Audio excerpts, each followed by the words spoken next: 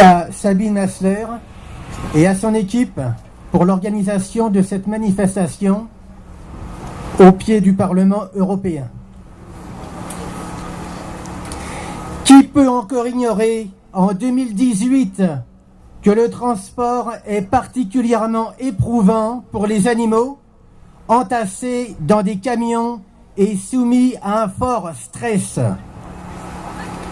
Pourtant, la réglementation actuelle n'impose guère de limite en matière de distance ou de durée totale de transport. Il peut arriver que les animaux voyagent plus de 30 heures et meurent dans des conditions catastrophiques, particulièrement en cas d'exportation, par exemple au Proche-Orient ou en Extrême-Orient. Et quid des prochaines traversées de l'Atlantique dues aux échanges commerciaux prévus avec le Canada via l'inquiétant CETA. En France, on impose quand même que les animaux fassent des pauses pour se sustenter et se reposer. Or, il y a fort peu de contrôle et les sanctions sont dérisoires. La contravention va de 45 € à 90 €. Pour les sociétés de fret, il en résulte qu'il est plus intéressant financièrement de violer les lois afin d'embarquer un maximum d'animaux avec un temps de trajet réduit au possible et risquer au pire une petite contravention plutôt que de respecter les lois qui garantissent en principe un minimum de dit bien-être animal. Ainsi, des animaux meurent ou arrivent dans un état déplorable à l'abattoir car privés d'eau, de nourriture et de temps de repos pour les longs trajets. Mais il n'est guère étonnant que des êtres vivants voués à la mort pour rien ne soient pas traités de manière correcte pendant leur voyage vers l'enfer. Il convient de dénoncer l'hypocrisie de lois qui se prétendent éthiques dans un contexte qui ne l'est absolument pas. Bravo!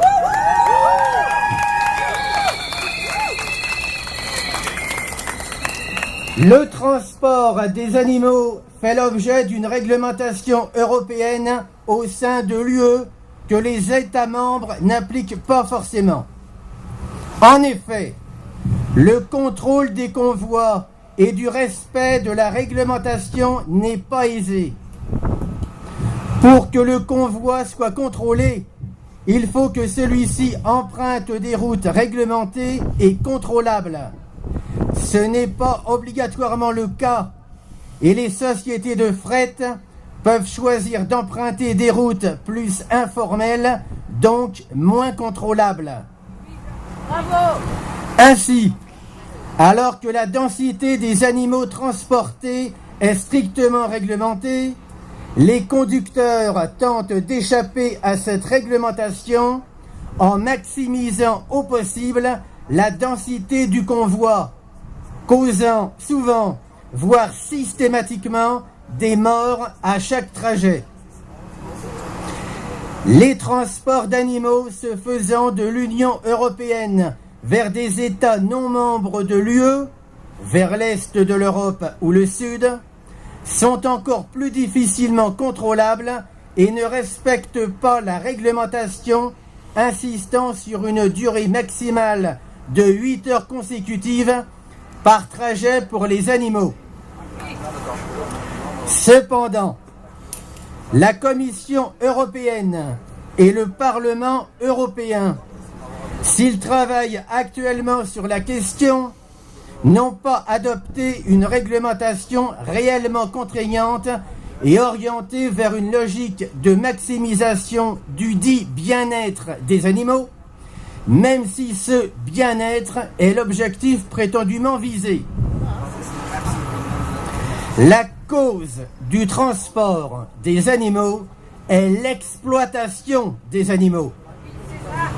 Donc, si nous ne voulons plus qu'ils souffrent durant leur transport, nous devons arrêter de les exploiter.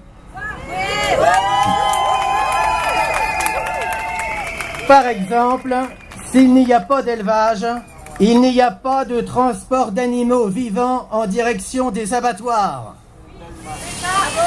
N'oublions pas les quantités illimitées de poissons et autres animaux aquatiques qui agonisent pendant des heures ou des jours dans les filets et les cales des bateaux.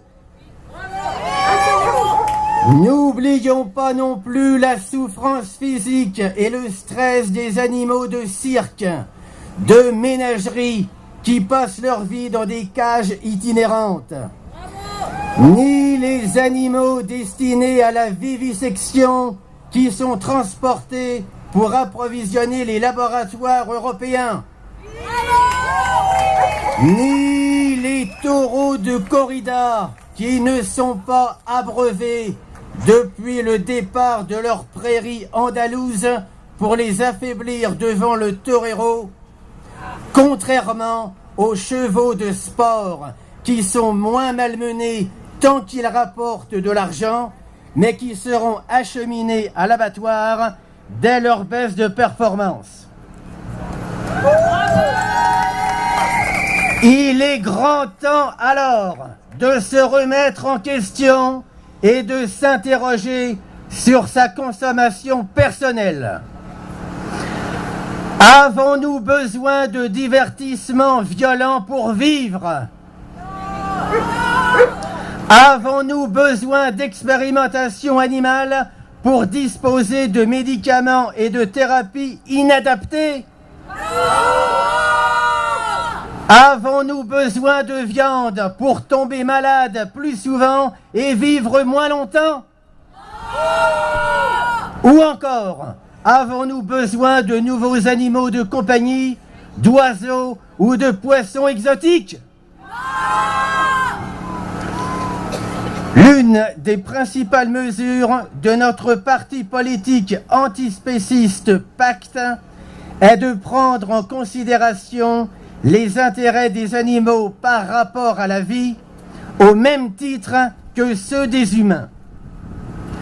Il est urgent de changer dès maintenant et radicalement beaucoup de nos comportements individuels, notamment alimentaires, pour tenter d'enrayer le changement climatique dont la première cause est précisément liée au secteur de l'élevage. La deuxième cause étant justement le motif de notre rassemblement aujourd'hui, le transport dû à la suractivité humaine. Les scientifiques du monde entier ne cessent dorénavant de répéter cette mise en garde à propos du réchauffement, ainsi que leur recommandation de diminuer notre consommation générale. Mais qui les écoute sérieusement?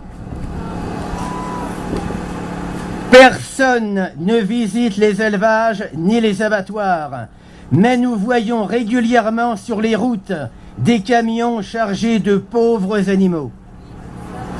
Nous imaginons un bref instant le calvaire qu'ils subissent et qu'ils subiront arrivés à l'abattoir.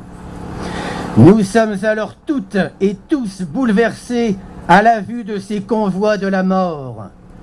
Mais adoptons-nous l'alimentation végétale pour autant?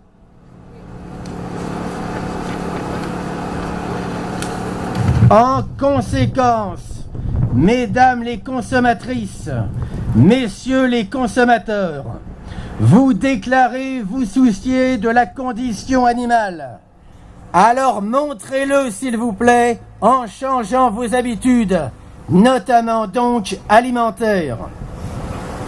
Mesdames, messieurs les députés, commissaires européens, technocrates, lobbyistes industriels, veuillez revoir votre logique mercantile, car elle est dépassée.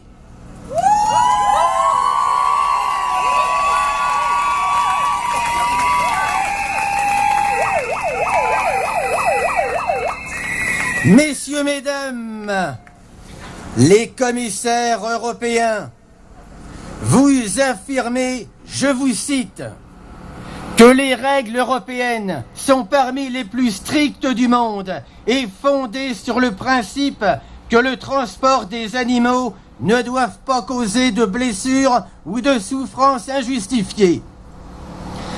Sachez que je ne vous réclame pas d'instruments de surveillance dans les véhicules ou de caméras dans les abattoirs ou d'autres règles welfaristes.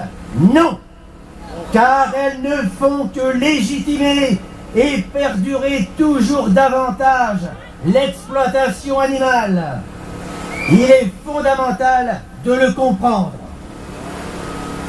Je vous propose, comme je me permets de le proposer à chaque citoyenne et à chaque citoyen, de pratiquer la cohérence.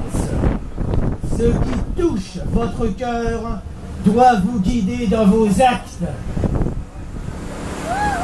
Osons avancer, n'ayons pas peur d'évoluer. Pour cela, intéressons-nous à l'éthique antispéciste. Elle est salutaire pour la planète. Et n'ayons pas peur de nous intéresser à l'extraordinaire potentiel du mode de vie vegan, source de paix, d'emploi et d'économie respectueuse pour notre futur et celui de nos enfants.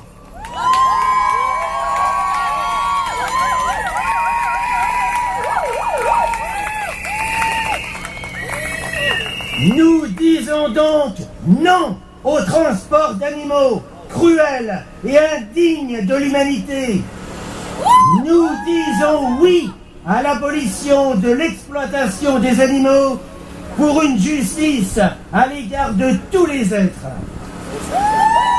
Avec le pacte, nous revendiquons la libération animale.